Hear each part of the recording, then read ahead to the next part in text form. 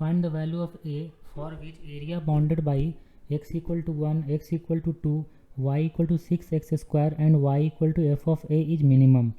जब area minimum होगा तब ए का वैल्यू फाइंड करना है। ठीक है, अब देखो कर्व बनाते हैं और देखते हैं कि एरिया मिनिमम होने के लिए क्या क्या कंडीशन होना चाहिए।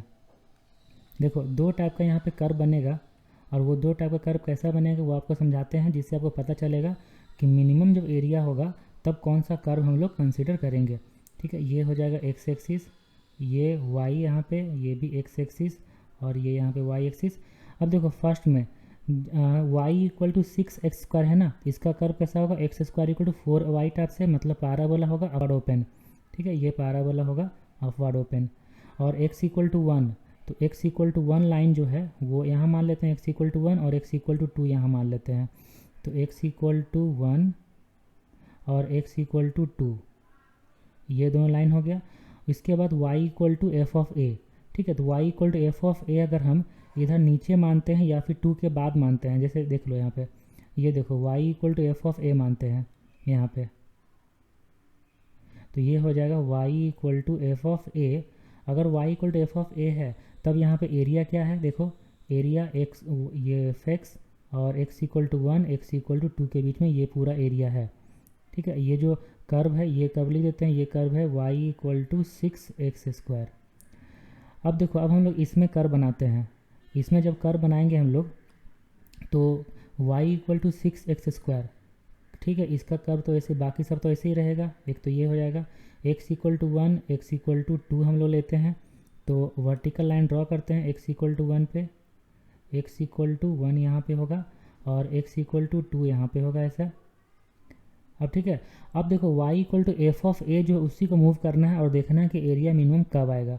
अब y equal to F of A जो है वो x इक्वल टू 1 और x इक्वल टू 2 जहाँ पे कर्व को कट करता है उसके बीच से पास कर रहे हैं अगर हम F of A, y equal to F of A, तब यहाँ पे एरिया क्या बनेगा, देखो एरिया बनेगा ये और ये है ना, curve x equal to 1 y equal to F of A, curve x equal to 2 y equal to F of A, ये एरिया बना।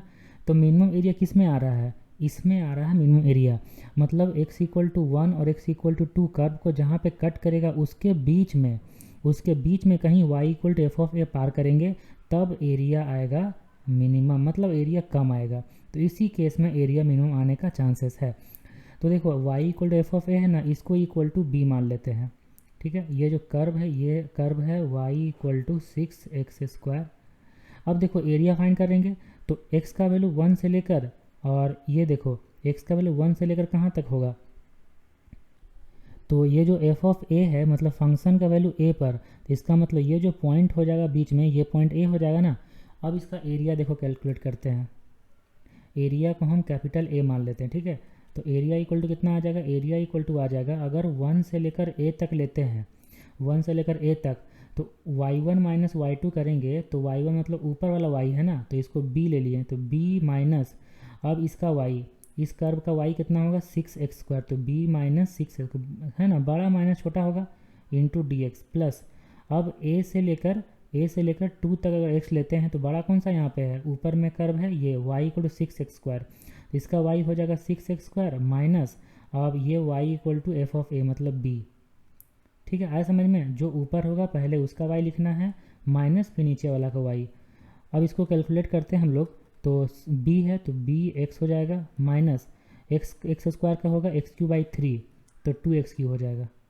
ठीक है, यहाँ पे रखते हैं 1 से लेकर a तक प्लस ये हो जाएगा 2x³ माइनस bx, यहाँ रखते हैं हम लोग a से लेकर 2 तक, ये क्या आ रहा है, ये कैपिटल A का वैल्यू मिल रहा है ना एरिया, तो अगर हम लोग a रखेंगे तो ab होगा। ठीक है, a रखेंगे तो ab होगा माइनस 2a³ माइनस, अगर हम लोग 1 रखते हैं तो b माइनस 2 होगा। ठीक है, प्लस अब यहाँ पे देखो, तो अगर 2 रखेंगे हम लोग यहाँ पे तो इससे मिलेगा 2 का पावर 3 8 इंटू 2 16 होगा माइनस 2b। ठीक है, 16 माइनस 2b माइनस, और हम लोग a रखेंगे तो 2a का पावर 3 और माइनस a भी होगा।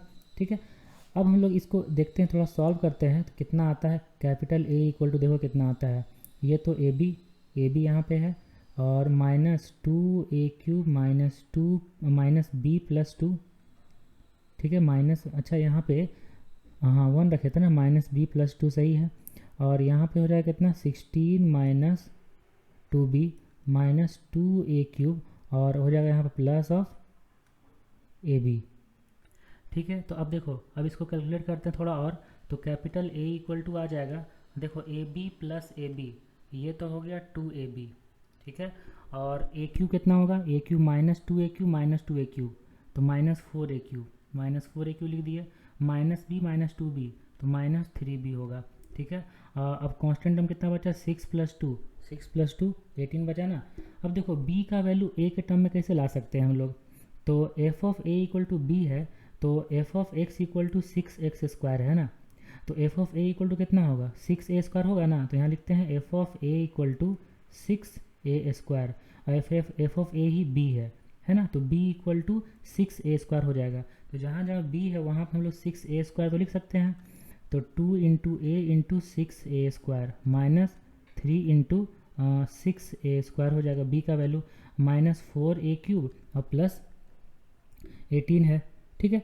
तो अब देखो AQ टर्म कितना है, AQ यहाँ पे AQ है ना, तो 12a³ माइनस 4a³, तो ये हो जाएगा 8a³, ठीक है, माइनस 18a² प्लस 18, इतना आ गया, ये आ गया कैपिटल A इक्वल टू, मतलब एरिया आ गया।